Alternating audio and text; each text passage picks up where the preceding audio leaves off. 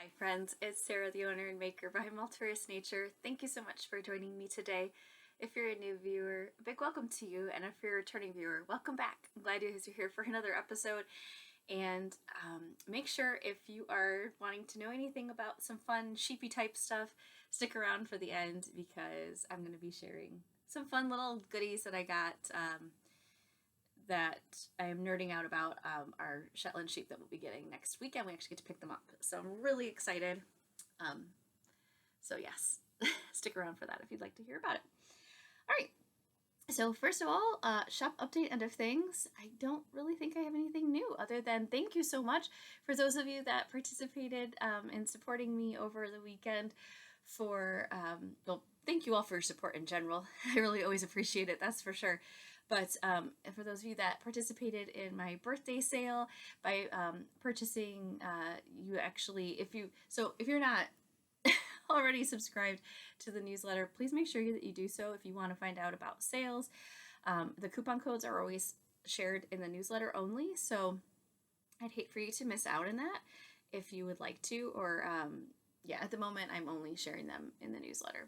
I was debating sharing the newsletter first, so you have first dibs, but I think I'm only going to be sharing it in the newsletter. That's what I've been doing, so I'll stick with that. Yeah, so if you want to sign up, you could definitely either let me know in the comments that you'd like to, but it's easier actually if you go to the website, so multifariousnature.com. I include the link below. Just go to the website and it should pop up asking you if you'd like to subscribe to the newsletter. But if it doesn't pop up, maybe because you have a pop-up blocker on or something, just go to the contact me section and definitely reach out to me and let me know that you want to be added to the newsletter. I am more than happy to add you, and that way you won't miss out on any special deals or announcements. They would usually come to you first. So yeah, that's really exciting. And I just want to say thank you again so much. I really appreciate that. And appreciate you. So we will get into the works in progress, and I worked on a couple projects, primarily one still, and the progress is getting less of progress. I mean, I don't know if that's the right wording. Okay, we're going to talk about the half and half triangles wrap. The pattern is by Pearl Soho. I've been talking about this one for a while, but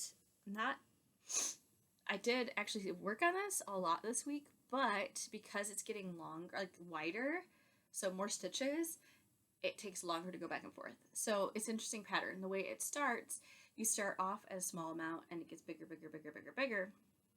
Or no, wait, I take that back. You start off at the largest amount and then it gets smaller and smaller and smaller as you're going, if I remember correctly. That's how the first triangle works. And then the second triangle is the opposite, where it's actually starts off on the smaller end and gets bigger and bigger and bigger, if that makes any sense. So it really keeps you going in the beginning because you're like, especially if you work with, I'm working with these two colors. These are both my Multifarious Nature colors that I dyed up. This is Kismet, which is a really cozy, I'm trying to get the coloring right. I'm using my natural light today, and it's kind of like these two colors are so different in a sense that this is like more neutral and calm, and this one is vivid, and the vivid color I think is throwing it off. Let's see if I hold this up only, it might work. Let's see. I don't know. But it's a nice cozy color with some salmon speckles, brown speckles. There's even some lilac speckles. I don't know if you can see the lilac, but it's hard to see because it's very light. There's the lilac. There's lilac speckles on this too. So that is Kismet, which I absolutely love this colorway. And then this is the other colorway, which is Strawberry Shortcake. So I'm going to hold this up for a second so you can see how massive it is. You can't even see this whole thing in the frame. It's that big. It's huge. It is a legitimate throw blanket. This is huge. Like if you make this for a baby blanket, it's a massive baby blanket. This would be an amazing gift. But so you're supposed to use 6 skeins of yarn that are well over 400 fingering weight. So fingering weight yarn, 400 grams, or 400 100 gram skeins, 6 of those skeins, and 3 of each color. Well, I probably used about half of the last ball of my Kismet. And so I didn't really want to have half a ball of Kismet left over and half a ball of my strawberry shortcake. So instead, I decided when I ran out of strawberry shortcake, which I did, the last leg of knitting, I'm going to use the rest of my Kismet. And this is what I have left so far of my Kismet. I'd say it's around 30 grams. And this is what I have left. Now, this doesn't look like much. It really doesn't. You'd think, oh, that's not that much. It's only so many rows, maybe 15 rows or so. So it doesn't seem like much. However, you have to pick up that stitch, and then you have to knit all of these stitches. And that is where I may run out of Kismet. I don't think I'm going to, but if I do, I'm just going to pick up a random mini that I have, either the leftovers of other minis that I have, or a mystery mini skein, and I'll use that to finish it up. I mean, I'd like to keep just the 2 colors on this one in particular, but if I have to pick up another color, I will just try to find one that's similar enough, and I'm not concerned about it at all. I could totally wear this as a shawl, but I definitely been intending to use it more as a blanket, I think, because it's just so pretty and cozy. This is literally keeping me comfy and cozy during my lunch breaks at work while I'm sitting in my car knitting, because I am definitely that person. I don't even care. People call me out on it all the time. They'll say, do you sit and knit in your car in your lunch break? Yes, I do. I do, and I am all for it. Everybody should do that. But yes, again, this is strawberry shortcake. I have 1 skein currently dyed up in the shop.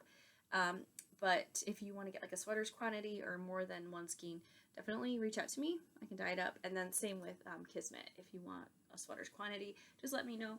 And I'm really happy to dye that up for you. Definitely. Okay, next work in progress is my Straya cardigan by Andrew Mowry. I am always naturally mid-row. That's the way it goes. I love it. This is half fisherman's rib cardigan, so it's top down. So this is, just to kind of get a gist, this is the, find the corners here. There we go. This is the 2 sides, and then this is the back. And so it's just, wear it over, and it's, yeah, really cute. And I love it. It's so much fun to knit. I love half and half fisherman's rib. Oh my word, that's why I cast on a new one. After I finished my pullover that was half and half fisherman's rib, the birch pullover, I had to do another one. I almost wanted to knit another birch pullover, but I'm like, no, I gotta do a cardigan. I really do need a cardigan like this that I can wear with my little dresses and stuff in the springtime, and I won't have it done this spring because there's absolutely no way I will complete this by then, but I will have it at least for the fall and definitely for next spring. It is a light cream color. It's a very warm cream. And this is Old Mill yarn. It's 100% non-superwash merino. And I think it's woolen spun is the way it's spun. So you can see there's a lot of air in the skein, in the twist. And this right here was kicked up using my winder here, and this right here is actually the cone it came from. So it's an enormous cone of yarn. I guarantee that I should have weighed it, but I'm pretty positive I'm going to be able to get multiple sweaters out of that. I think, or multiple things. I could probably use this for another half and half triangles wrap if I really wanted to, but I don't know. I think the next half and half triangles wrap I'm going to make is going to be, because I'm definitely going to make another one. It's funny, I get it. I totally get it now. There are so many people that talk about how they want to knit more, and so many people that knit multiple. I think her name's Stacy Elstone. I don't know if I don't know if I'm saying her last name right, but she's I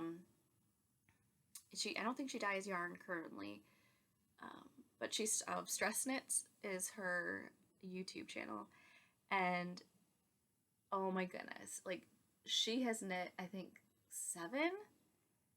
5 or 7 half and half. I get it. I totally get it now. So I still have to figure out what the next one is going to be, but it's definitely going to be multiple colors instead of just 2.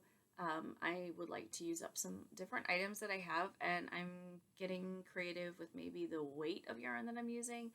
I have to test my gauge because I really want, I have this beautiful color here. It is a wool boucle, and it's absolutely beautiful. It's really pretty. It's not exactly my colors. I could wear it, but it's really not exactly my colors. I don't tend to gravitate towards this color for clothing. So I would like to make a half and half triangles wrap with some of this. And obviously I'd like to use other colors because I just don't have enough. There's 3 of these, and they are 50 grams each. Wendy is the brand. It's Wendy Bond Street. It was a Goodwill find. And it's, okay, 53% wool, 30% acrylic, 17% nylon. So there's acrylic and nylon in it as well. But there is wool, and it actually has a decent amount of wool. Most don't have this kind of quantity of wool. This has 53%. So that is a lot of wool in it. So it's a little thicker than fingering, especially where you get these little boucle like bumps. However, I want to knit with it like fingering and have this be part of a half and half wrap. And then I want to use some of my yarn as well. I have some really beautiful blues in here that I think would be fun to use with it. I'm excited. I might throw in some mystery mini skeins in with it. Yeah, I'm for it. They have some texture. I don't know. I can't imagine not having a half and half triangles wrap on the needles, just because it is my go-to when I need something that I don't have to think about at all. It's so relaxing. So once this one's off the needles, be prepared to see another half and half triangles wrap. I kid you guys not. I don't know how I'm not gonna have one on the needles. I don't know. I might have to have a set of needles that are specifically for half and half triangles wrap. It's hilarious because I never thought I'd say that. I never thought I'd knit one in general. But anyway, see? Squirrel, I got distracted. Anyway, yeah, definitely recommend this pattern so far. I'm having a lot of fun. It's a very rhythmic stitch. That half and half fisherman's rib, or half and half fisherman's rib. It's half fisherman's rib. Okay, so those are the 2 projects that I worked on. I also worked on one other one in the evenings when I came home from work, just a little bit before I made dinner. I worked on this. So because normally I work out when I get home, I do we have chores with the chickens and things like that, but I usually also try to do some elliptical or like stretching, something. And this week I really did not do much working out, because last weekend for my birthday, which I actually wanted to share that with you guys in the life update end of things, but last weekend I did a lot of labor and it was like hard work. So I was walking pretty much all day, up and down hills. So, and carrying things, lifting things. So I'm very tired. But anyway, I feel much better now. And I actually felt good then too. But this is the Incredible Blanket by Pro Soho. And I'm pretty sure it's free still. I'm using Monostel Uruguay Merino. It is so squishy and soft and fluffy. And I'm using different colors I got off of Webb's yarn store. It's yarn.com. And I'm literally just like randomly grabbing color and then putting it on here. And it's pretty funny because it almost looks like I'm randomly grabbing them in the same order. It's so bizarre. I am actually debating. So initially, I was following the way that their website does it, where or the pattern recommends using their mini skein set for, let me see, what is it? It's the yarn that usually people use for the half and half triangles wrap, actually. It's linen and quill. It's their, yeah, I think that's what it is, linen and quill. I don't know. There's a mini skein set now that they have, which is like little minis of almost, I think, every color that they offer, which is really fun. But that's what the pattern was designed using. So that's a lot of different colors. So I actually don't have that many. I have 9 colors that I'm using, and I had them separated like warm and cool colors, and then I just randomly grab from each bag. All that's to say, I'm kind of over doing that. I don't want to separate them anymore. I kind of just want to throw them in this bin. I have them in a bin. I'll show you. So I have 2 bags in a bin, and then after I use a color, I just put it to the side, and then I grab into one of the bags, so it's invisible. I'm not seeing what I'm pulling out. But I think what I'm going to do is just put all of the yarn into that bin, get rid of the bags, maybe put a bag, or leave a bag on top of it just so I can't see the colors, and then randomly grab one. And if it's the same color I just used, then obviously I would put that back, but I would grab a different color. I'm thinking I'm going to try to do that. I feel like it's a whole extra step, because basically I use all the colors in every bag, and then I resort them and put them back in the bags. I don't want to have to do that.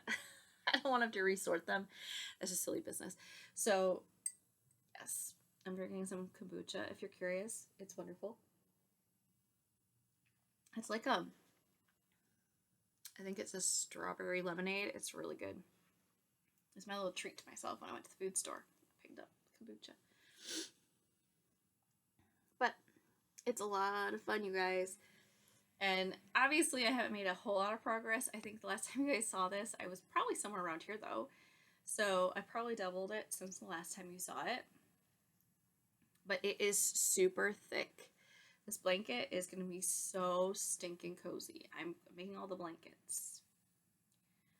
Mom, I'm turning into you.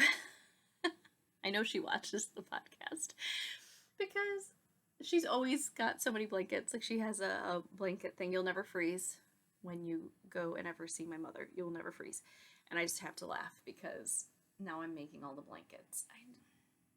Apparently I'm in need of comfort, and blankets bring me comfort. There you go. So this is how it's looking so far. It is so fun. It makes me think so much of like the 70s. I don't know if you're feeling that way as well, like the 80s and 70s. Definitely 70s. These colors remind me of the 70s. But it's a lot of fun, and I just work on that a little here and there. I might get one row done. And by one row, I mean maybe back and front. They're well over 300 stitches, so it's a big blanket. But it's going to be a nice big throw. Again, it's going to be a large throw, so I'm excited about it. It will be fun. It'll be just fun. So those are the 3 projects I've been working on this week, and then I did a little bit of spinning last weekend on Sunday. I did not...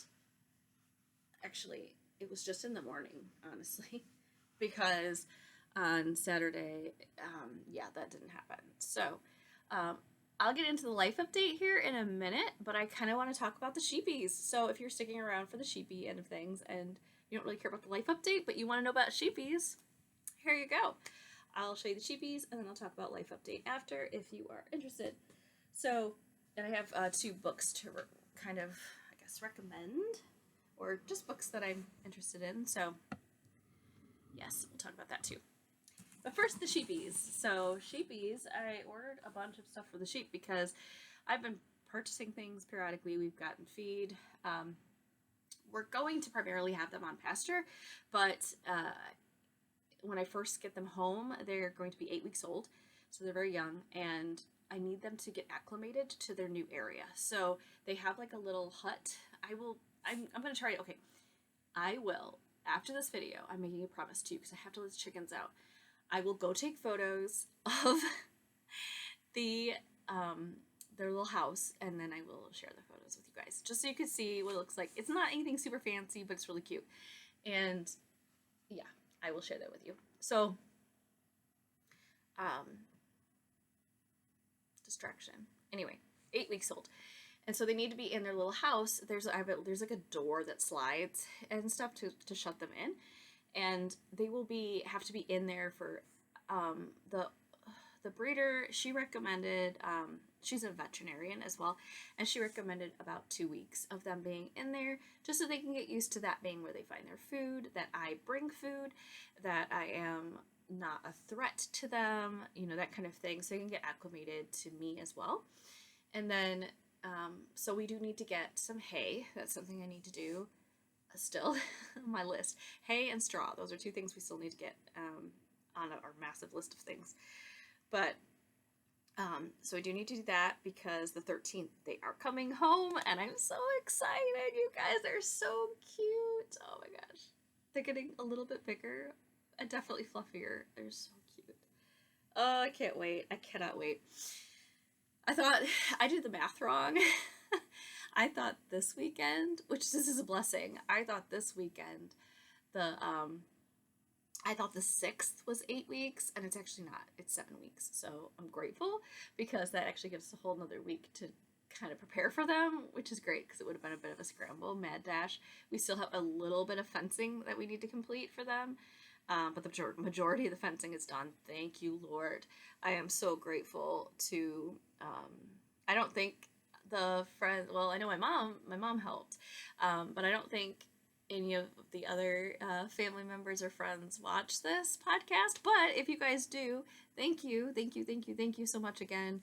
I'm going to try really hard not to get emotional about it, but it meant so much to me that they gifted their time and obviously their skills to help put the fencing up. That was a lot of work, and oh my gosh, it's amazing. I'm trying not to get emotional because it meant so much. It meant so much to me. So, and to my husband, I know it meant a lot to him too, because he's trying to do this to help me, and he knows this is a passion project of mine. The sheep are not really a passion project for my husband. They're a passion project for me. But here's some little fun things that I purchased for the sheepies. I'm going to try not to make a lot of noise with this one thing because it's very easy to do so. So let's see if I can do this quietly. Okay, I might be able to if I don't go crazy. Okay, so we have 3 sheep, and 2 of them are shy on the shyer side. They're skittish in general. Sheep are skittish. But one of them is super friendly, and she's really cute. And her name's Amanita, and this bell is going to be for Amanita. So it is a Swedish bell, is what it's called. And it's supposed to be like designed after like a traditional Swedish bell that sheep wear. I will not ring it for you guys because, if you want to hear it, you can go search Swedish sheep bell and you can hear it. But I don't want to like startle anyone or have a shrill sound. I'm holding the bell. But it's really cute. It's bigger than I thought. Like, it looks bigger. And it actually has some significant weight. So I hope that's not going to bother her little neck. I don't think it will, but I hope it doesn't. But this is also her collar. So she's going to have a collar. They do not need to wear collars. Sheep do not need to wear collars. This is literally just to hold the bell on her. And that is going to be, now, we don't have a massive pasture. It's like an acre, but it's primarily, and it's kind of open space. But so I can hear where they're at. Now, it's not a big deal, but it's going to be so cute. She'll come running with her little bell. I don't know. I just did it. I didn't have to do it, but she actually recommended it. Our veterinarian did, and I thought, why not? Why not? I mean, go all out. All right, so there's a couple things in here you guys probably couldn't care less about. I did pick up a couple they're basically, here, I'll undo one so you can see it. For lack of better words, they are like a little face harness, so their little mouth goes through here, and this goes like over their little face, And then this can easily be latched to a fence. And that is primarily so, I probably won't use these that much, but especially when they're really cheap. But when I have to clean out, like at least once a week, you should, I guess, clean out their little house and pull the straw out. Well, if they're supposed to be in there for 2 whole weeks, I can't just let them out because then they'll have free reign. So I have to like hook them up to the fence so that way they don't go running rampant while I clean out their little house. So that's what that's for. But you can use it for training. There's so many things you can use those things for. So I did purchase 3 of those because we'll have 3 sheepies. And then I got 2 books. I have another book coming still in the mail. I haven't received it yet. But it's like basically going to be the Bible for sheep. It's huge. It's massive. And I wrote down the title of it. I don't have it with me. But it's a well-known like sheep care book if you look it up. I got a used copy, which I was grateful. Thrift Books had it. Not sponsored. I bought it. Thrift Books had it used, and I was so grateful. It's not terribly expensive anyway, but it saved money, and at this point we're spending a lot of money, so if I can save money, I will.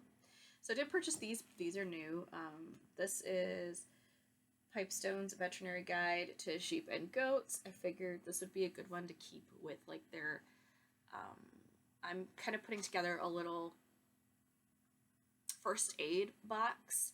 I got a plastic bin from the thrift store for like 99 cents, and I'm putting all kinds of things. I have some iodine in there. I'm going to be putting other items as well in it, and I figured this would be a good thing to keep in there. It's pretty much, there's colorful pictures in here.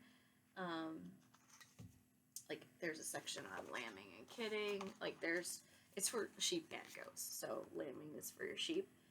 And there's a lot of photos of things, like very disturbing photos of like abscess, and it's probably more information than I ever thought that I would get my hands on, but there we go. All kinds of things in here. So this is pretty much to help educate myself if there's something going on and I'm not quite sure. Instead of coming in and getting the massive book, this is kind of like a nice small version I can keep in there and hopefully would help me. Because I've been told that obviously call your veterinarian if needed, but you really need to be kind of self-sufficient to an extent. Okay, luckily my vet is very close to us, so the breeder is 10 minutes away. So as long as she is okay with helping, then that would be excellent. All right, the other book I got is just because I'm a newbie, and it's Pasture Management Guide. I don't know if I needed to really get this, but it's one of those things. I'm very new to it, and I thought more information, the better. And it has to do with rotational grazing, talking about all of that. Obviously, like I said, we don't have a massive pasture, so I do want to rotationally graze. That will be down the line because I have to get a electric fencing that's temporary that you can move around. But I do want to do that eventually. You just can't buy everything at once. It's just not possible. Okay, and then the other super exciting things. I got a bunch of other stuff in here. This is another thing for the first aid end of things. I literally opened this package, you guys, right before our video. They delivered it. But I got some Nutri-Drench. This is something that you use, I guess, when if they're sick or, anything, half the time. It seems like it gives them a boost. It's kind of like their electrolyte solution, it helps them feel better when they're not feeling well. Okay, and then this is the exciting part. This is another learning experience. I'm very excited. All right, so I told you guys I wanted to shear the sheep. And I do want to learn how to shear the sheep, and I mean blade shear. And I mentioned that, and some people might not know what that means. I didn't really know what that term meant. I was familiar with what this was, but I didn't know that's what it was called. Go figure. All right, so I'm learning. You get to learn with me, so I'm going to try to be careful and not hurt myself while I show you this. But I did have to purchase something here. I didn't have to, but I'm all about trying to take care of the things I have so that they last the longest that they can. So there you go. So I spent an extra, like, I think $2 to buy a cover for said blade shears. And these are, I did a lot of research, and there's so many, there's a lot of good brands out there.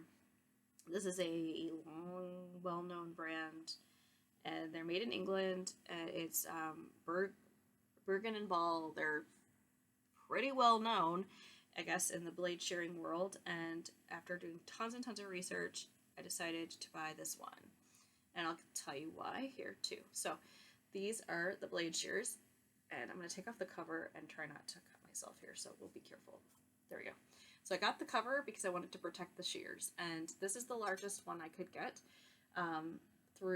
I bought it from Premier. You can buy through Burgeon and Ball, but that is out of England, and so I wanted to obviously buy from the United States if I could. This is it's called like a triple grind. You'll probably be able to hear this. So, I mean, it sounds like shears, and it is the metal rubbing up against each other. I bought this style because it has these extra rubber stoppers here, so you're less likely to hurt. It takes some of the shock out of your hand. I'm going to try not to keep squeezing this while I'm talking. I got the double bow because that helps that spring action to open. I did hear that you need to they're not super pointy. They'll probably be okay, but I might need to grind that down a little bit to make it more pointed because of the Shetlands having thicker wool. I don't know. Never shorn a sheep before, so we will see. This also keeps this from going past each other. You don't want, like when I'm going to squeeze it again. When you squeeze it, you don't want these to, like if this opens too far, like this, it could hurt you, but because you got this, it's like an extra security, basically, that you won't get hurt. So, yes, I'm going to use these and shear my sheep. This is what I meant by I wanted to learn how to blade shear. So, this is all the sheep here. It sounds like scissors cutting. It's not supposed to be very scary to them, I guess. They're supposed to be rather calm. We'll see how that goes. They're supposed to be rather calm when you use these, and obviously it's a calmer experience for the actual person shearing the sheep as well, because you're not using the device that, obviously you can still hurt an animal with these and hurt yourself, but if you're not going fast and you go nice and slow, and get comfortable with them, there's a higher success rating of not hurting yourself or the sheep, and you definitely won't startle them as much as using a very loud device.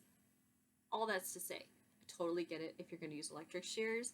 More power to you. They're definitely going to be faster if you get used to using them than these, but my understanding is once you get used to using these, you can actually shear a sheep very close to the speed of electric shears. So I'm not in it for the speed. That's not what I'm in it for. I'm in it to get the wool and to hopefully not scare the garbage out of my sheep while I do that. So I'm really excited. These were probably the most exciting thing next to the bell that I got, just because Amanita's gonna be so cute with that little bell on. She is so cute, guys. So I cannot wait to share the photos of the sheepies when they get them. They're just adorable. All right, so that's the sheepy stuff that I wanted to share with you. Some of the other stuff, like syringes, things like that, you guys, you don't need to see. You won't care about it, I'm sure. If you do care, let me know. I'm happy to share it, but it's not fun stuff, you know? Like the bell's cute and the shears are kind of cool. So those are blade shears, if you were curious. All right, I'll get into some books. This one I wanted to recommend because I've read it once. Actually, I listened to it once. I'm going to read it. I've not read it. But the saddest part about this, okay, so I got this book. I went to the thrift store And I was super excited because I found one of the books I wanted to find, and then I found this book which I wasn't looking for, but I wanted to have a copy. It is probably one of the most meaningful books that I have read as an adult. Your life, things affect you differently as you age, and life experiences have occurred. This book is amazing. If you have not read it, you should read it. I highly recommend you read it. If you have read it, you'll probably understand why I'm saying that. But it's called The 5 People You Meet in Heaven. It's by Mitch Albom. I think he wrote Tuesdays with Morrie as well. I've never read Tuesdays with Morrie.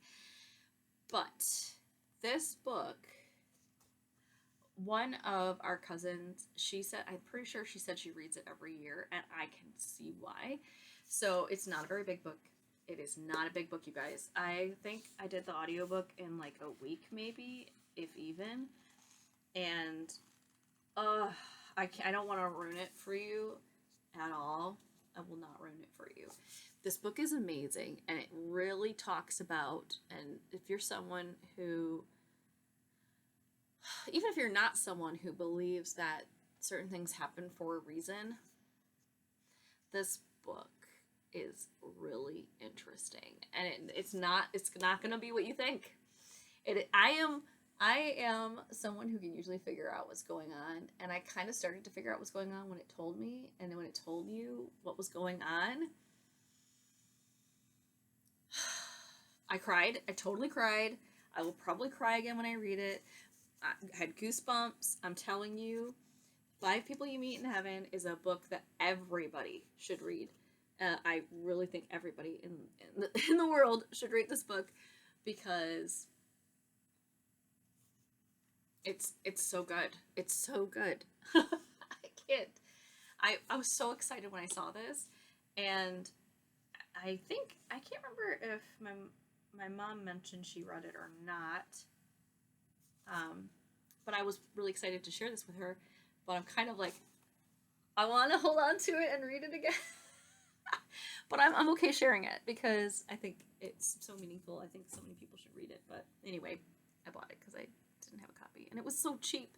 It was such a deal. I love it. Thrift stores are my favorite place to find books. And I got another book. This is an older book. Old book. Let me see if it says when it was written originally. It was originally written in 1967. I think 1967 is when the original came out. I have seen the movie.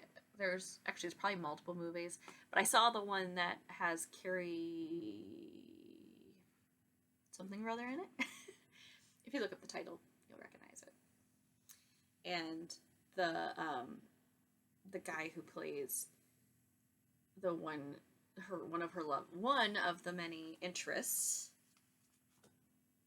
is a very handsome man, and I will leave it at that.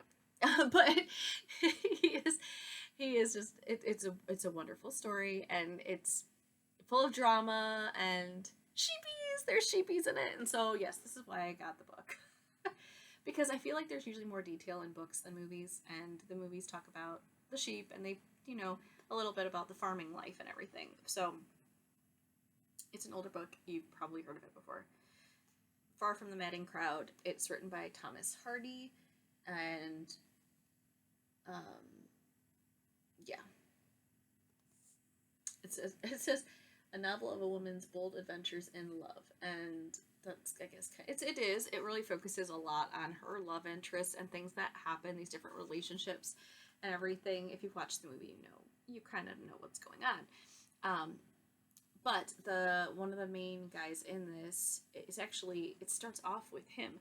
So it's interesting that they're focusing on her, and it is focusing on her, but the one guy is kind of like the main guy, and it starts with him and focusing on him, and then it goes throughout the book. I think it has to do with him. So it's interesting that it says it's about her, but I don't know. The main character is Vashiva Everdeen. I don't really want to ruin it for you if you've never read the book, but it's fabulous.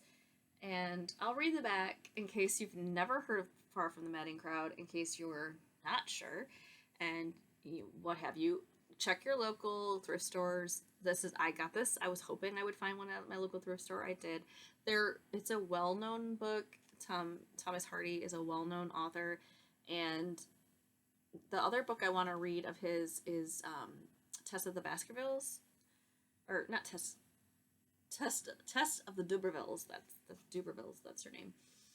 I want to read that one as well. But yeah, it's Bathsheba Everdeen is delighted in the torture devotion of men, and this is thrown together by their desire for her. 3 men found their destinies intertwined. The strong and fervent Gabriel Oak, so he's kind of the main guy that they talk about from the beginning, is Gabriel Oak. The wealthy bachelor Bolwood, and the dashing renegade Frank Troy, set in England, trembling in the onrush of a new age and new morality. Far from the madding crowd is the masterwork of an artist too bold and frank for his own time, a piercing novel of male and female that has never been surpassed. So, I don't know. I do love my dramas when it comes to classic books. One of my favorite movies, just the vistas, the music, the drama of it all. I really do enjoy Gone with the Wind. This is not Gone with the Wind, but I feel like the drama, it definitely wraps up in this type of story. So I was excited to read this book. Yeah, very, very excited about that. So yeah, I found it it was like $1. I think it was like $1, maybe even. I don't even know if it was $1. It was very inexpensive. So yes, those were some fun little treasures that I found. I have not read the book. I have watched the movies, but I really enjoyed the movies. So I'm hoping that the book will be even better, because many times that's the case. Usually the book's better, but obviously the book is older, so we'll see. It must have been great to make a movie out of it, right? So yeah, there you go. Join me in reading all these dramatic older books. Okay, I think that's it for this week. Oh yes, life update. So I was gonna mention. So last weekend for my birthday, we put up, like I said, the majority of the fencing for the sheep, which is so amazing. It was so much work, and I think I walked up and down. So our property is on a hill, and it's like it's not a steep hill per se, but there are areas of it that are steeper. And walking up and down that hill as many times as I did, I don't think I've ever walked up and down that hill that many times in one day, let alone in a week. I think I walked up and down that hill more than I do in an entire week on this property. So my body was exhausted. I felt really good though. It's like that good exhaustion, but oh my goodness, it was a lot of work, and I'm so grateful. We're almost there. We literally have the smallest spans to finish now. So that's huge. That's gonna be huge. So once we finish that, and then we have to do the gate. So the gate has to be attached. That will be like probably the trickiest part. Probably is attaching the gate. Not the hardest, as in it won't take the longest per se, but when it comes to actually getting it lined up to shut and all that good stuff, that will probably be the most complicated of things. But once it's done, then that's the primary fence is up. It's huge. It's huge. So it's a woven wire fence. We do have, all kind of posts that we had to put in, and wooden posts, and I'll show you guys some photos so you can see. But whew, a lot of work. The good part is once that's done, that was a stressor because, as I mentioned, I grew up in the city kind of thing, like in a suburb, and my husband did grow up with nature, but not on a farm or anything. So building a fence is something very foreign to us and was a little intimidating. I'm not going to hide that. It was a little intimidating, but having so many people help us, it made it so much better, because even though it was still a lot of work, it made it achievable. Because if it was just the two of us, I think we could have done it. It's just, we probably wouldn't be as far as we are right now. I guarantee it. And there probably would have been a lot of, confusion, and it just would have been crazy. So, it's just amazing. People helping. It's amazing. So, I'd love to hear what you guys are up to, what you're doing, what you're working on. Please do share in the comments below. And if you enjoyed the videos, please do like it with a thumbs up, and make sure you subscribe if you'd like to watch more videos or see little photos of sheepies, because I will be sharing that. They're technically lambs still, and they're so cute, you guys. I cannot wait to show you. So we have the three little ladies. We have Veiled Lady. They're all named after mushrooms this year. So Veiled Lady is a light gray. Oh my gosh, she's so stinking cute. And she has some really beautiful markings. And then we have her twin sister, which is Chanterelle, and she is like a dark gray. Bursaget, I think that's the technical term for her markings. She has like speckles of lighter gray. So she has dark gray and light gray. And then the other little one is Amanita. I already mentioned her. And she is oh my gosh, my brain. Not a Morit. She looks brown right now, but she's going to be turning more into like a light tan color. It'll come to me when I'm done recording, of course. But she's really pretty, really pretty. They're all beautiful, and I'm really excited. It's really hard to pick because they're so sweet. The sheep are so cute, and the little lambs are so friendly.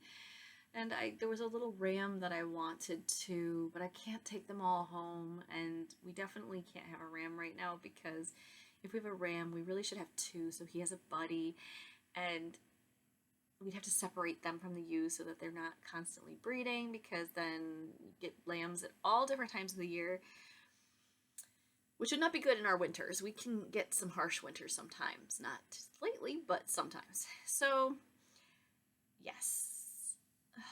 No rammies yet, but someday I think we'll have a ram. I just have to get used to the idea of having livestock. That's a whole new thing, and I'm excited. I'm totally here for it, but it is a learning curve. Exciting learning curve, though. All right, well, I think that's it for this week. I look forward to catching up with you guys soon, and have a great rest of your week. Take care. Bye.